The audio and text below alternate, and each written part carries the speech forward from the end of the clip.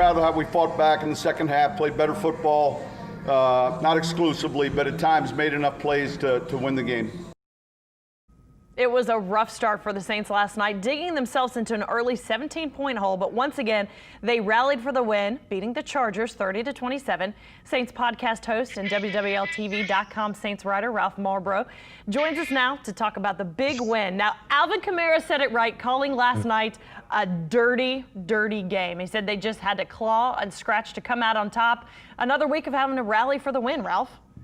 Well, he called it a dirty game. I called it a 4-bottle game, Leslie. Let me just say, last night, if I don't live a long life, a long, healthy life, it's going to be games like last night. That game took years off my life. I went through every emotion. It forced me to get to the bottom of every liquor bottle in my kitchen. Can I just say, too, we need to talk about the real MVP of last night, the field goal post. How did that kick not go in? It hit the inside of the bar. 99 times out of 100, it hits the inside of the bar, goes in, Saints lose.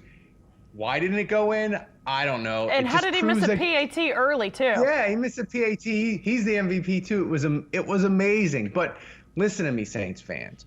We need to stop worrying about Drew Brees' arm strength and getting to the Super Bowl. This is his farewell season. He was fantastic in the second half last night. He was accuracy. He even gave us the patented Drew Fleur-dis-leap for the touchdown right before the half. We're not going to have Drew after 2020. And nights like last night, the crazy, the fun, the stupid of them, the wins, we're going to miss this when it's gone, and we're not going to have this anymore. You need to enjoy this. Stop worrying about all the eggheads and the stat nerds talking about air yards and he doesn't throw the ball deep. This is it. You got 11 more games of Drew Brees plus playoffs. You need to enjoy it. And speaking of Drew Brees, the team looked sluggish, just kind of going through the motions until after Drew Brees' interception. Then I felt like that's when they really started to show some turnaround. Well, Emmanuel Sanders is finally coming around. He's looking fantastic. They're going to be great on offense, I still think. They still have the potential to be great when Michael Thomas stops punching teammates and can play in games. Listen, right? Sean Payton was still so mad about it after the game last night. It seemed like when he was asked about he flipped that switch that he has. Woo. I thought if a media member asked him another question, I thought steam was going to start coming out of Sean Payton's ears. He was as mad about that as I've ever seen it. Can you imagine if they had lost? I think he might have started throwing things after the game. But listen, Leslie, don't worry. People, I'm too hungover to look ahead. But don't look ahead for 2020. The Saints are in first place. Tom Brady is so old, he can't even count to 4 anymore. So look, everything is fine, Saints Nation. It's nothing but blue skies. Saints are in first place. It's a lovely week. As far as I'm concerned, they won 45-10 last night. Let's just block out all the bad and focus on the good. Okay, Ralph, we only have 30 seconds. I need to know, first of all, what those 4 bottles were. And it takes a quarter of the season to learn a team's identity. We're there. Saints are 3-2. Right. What have you learned?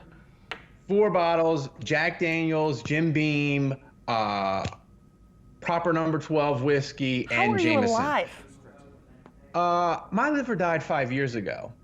The identity for the Saints is this. The 2 questions you have to ask. Can the corners, Lattimore, Jenkins, C.D. Deuce, if you want to count him as a quarterback, they need to play better. Lattimore saved the game, but he was also horrible and almost gave up the game-winning play 2 minutes before. He has not been himself this season.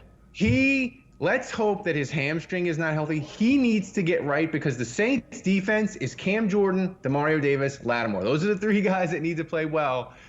They still have a lot of time, though. Listen, you just got to win enough games to get to the playoffs. 3-2, better than 2-3. And hey, we don't need to live a long life. I got to let you go, but you got to throw Trey Hendrickson in there because he has been phenomenal too.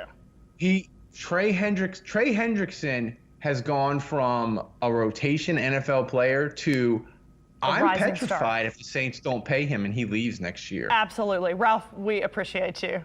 Always the highlight of my morning after a Saints game. Thank you.